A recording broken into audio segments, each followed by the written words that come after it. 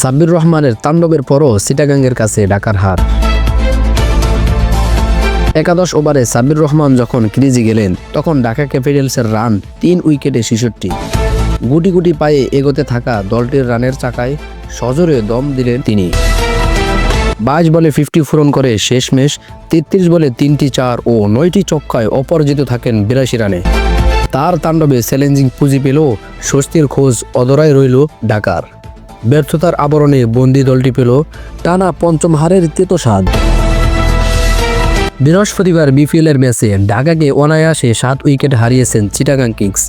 178 রানের লক্ষ্যে তারা ফিরিয়ে গেছে 3 বল হাতে রেখে। ব্যাটারদের সম্মিলিত অবদানে জয়ের হাসি মিলেছেন তাদের।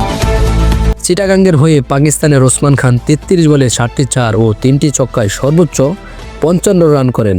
তার পাশাপাশি শেষ দিকে ঝড় তোলেন শামীম হোসেন পাটোয়ারি। তিনি 4টি 4 ও 1টি ছক্কায় 14 বলে 30 রানে অপরাজিত থাকেন। অধিনায়ক মোহাম্মদ মিঠুনের ব্যাট থেকে আসে 22 বলে 2টি 4 ও 2টি ছক্কায় অপরাজিত থাকেন 33 রানে। ব্যাটাররা ছুরি ঘুরালেও ম্যাচ সেরার পুরস্কার গেছে খালেদ আহমেদের ঝুলিতে। চিটাগাংয়ের ডান হাতি পেসার 4 ওভারে 21 রান খরচায় পান 3 উইকেট। এবারের আসরে 5 ম্যাচের সবকটিতে হার ঢাকা রয়েছেন পয়েন্ট টেবিলের 6 নম্বরে। 3 ম্যাচে দ্বিতীয় জয় পাওয়া চিটাগাং রয়েছেন পয়েন্ট টেবিলের 3 নম্বরে। ঢাকার প্রথম 3টি ম্যাচে সাব্বির রহমানের জায়গা হয়নি।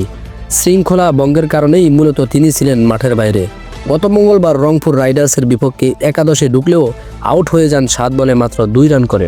তবুও তার উপর আস্থা ধরে রাখেন ঢাকা। সেটার প্রতিদান দিয়ে ছক্কার বৃষ্টি জড়ালেও দলটিকে জয়ের দিশা দিতে পারেননি তিনি। সিলেট আন্তর্জাতিক স্টেডিয়ামে সেরা সময়ের সাব্বিরকেই দেখা গেছেন অনেক দিন বাদে। চতুর্থ উইকেটে জুটিতে তানজিদ হাসান তামিমের সঙ্গে 35 বলে 63 রান আনেন তিনি। সেখানে তানজিদের অবদান কেবল 13 বলে 11 রান। এই জুটি ভাঙ্গার আগেই 22 বলে হাফ সেঞ্চুরি স্পর্শ করেন সাব্বির রহমান। এরপর ষষ্ঠ উইকেটে আফগানিস্তানের ফরমান উল্লাহ শরীফকে নিয়ে 17 বলে অবিচ্ছিন্ন 30 রানের জুটি করেন তিনি। 4 পরিবর্তন নিয়ে টস হেরে আগে ব্যাটিংয়ে নামা ঢাকা 5 উইকেটে পৌঁছান 177 রানে। সাব্বির ছাড়া রান পান কেবল ওপেনার তানজিদ। তিনি 48 বলে 4টি 4 ও 2টি ছক্কায় 54 রান করে খালেদের শিকার হন। রংপুরের বিপক্ষে ঢাকার সবশেষ ম্যাচের একাদশ থেকে বাদ পড়ার মধ্যে সবচেয়ে বড় নামটি ছিল লিটন কুমার দাস। আগের 4 ম্যাচে 87 স্ট্রাইক রেটে মাত্র 42 রান করেন তিনি। এছাড়া হাবিবুর রহমান, সোহান, আলাউদ্দিন বাবু ও আফগানিস্তানের আমির হামজার সুযোগ মিলেনি।